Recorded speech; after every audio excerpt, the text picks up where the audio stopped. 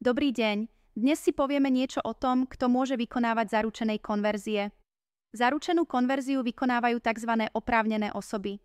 Ide o právne subjekty, ktoré majú oprávnenie zaručené konverzie v zmysle zákona o e-governmente vykonávať či už pre vlastnú potrebu alebo na komerčnej báze ako službu verejnosti.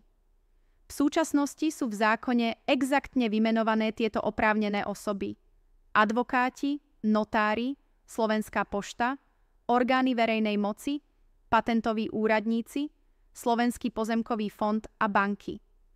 Pričom niektoré oprávnené osoby môžu konvertovať len dokumenty, ktoré vznikli iba v danej organizácii. Keď teda niekto potrebuje vykonať zaručenú konverziu dokumentu pre úradné alebo iné účely, musí osloviť niektorú z oprávnených osôb a požiadať o jej vykonanie. Každá oprávnená osoba môže mať pre vykonanie zaručenej konverzie stanovený vlastný cenník, pričom ale maximálne ceny sú stanovené priamo v prílohe platnej vyhlášky o zaručenej konverzii.